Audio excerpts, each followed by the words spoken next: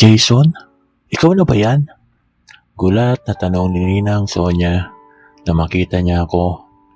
Kakauwi lang ni Ninang Sonia galing ibang bansa. Napakaganda ni Ninang Sonia.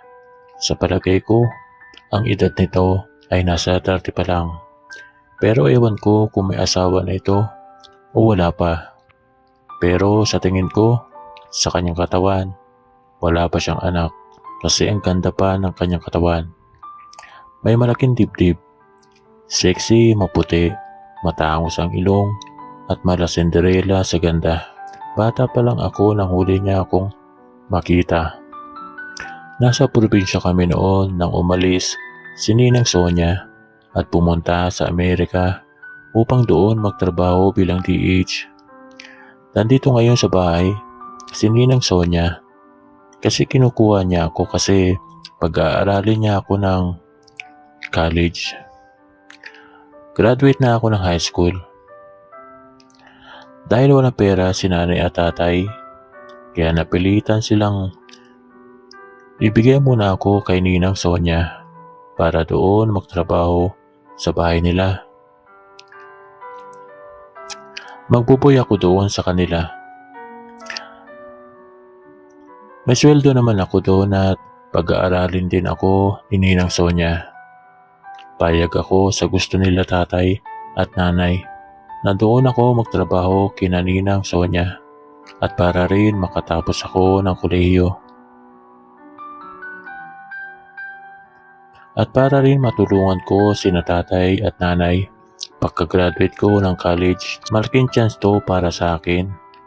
Kaya agad na akong umuo sa gusto nila nanay. Isa pa sa gusto ko ay si Tita Sonia. Ang ganda-ganda kasi niya. Kahit ilang beses mo tingnan ay hindi nakakasawa ang itsura nito at lalo na ang katawan nito. Dahil binata na ako ay tinatabla na ako ng tukso ng katawan.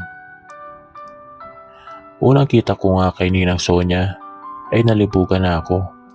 Paano ba naman? Labas ang kokomelo nito.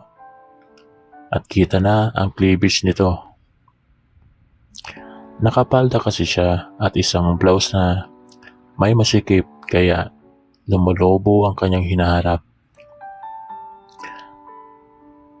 Matagal lang napag-usapan ni nanay at nanay na doon muna ako upang mag-aral. Melba, ang gwapo naman ang inaanak ko. Wika niya kay nanay. Dati iniwan ko siyang maliit. Ngayon ang laki na niya at ang gwapo pa. Natutuwang wika ni Ninang Sonia. Oo, sa tatay niya nagmana. Gwapo din. Wika niya kay Ninang Sonia habang nakangiti silang dalawa. Anak, mag-ready ka na. I-ready mo na lahat ng mga gamit mo. At maya-maya ay aalis na kayo ng ninang mo. Wika sa akin ni nanay. Agad ko naman sinunod si nanay. Opo nanay. Agad ako pumunta sa kwarto ko at kumuha ng damit at saka ako pumunta sa CR upang maligo na. Napapansin kong panay tingin sa akin ni Ninang Sonia. Ewan ko ba, parang may kakaiba sa tingin ni Ninang Sonia.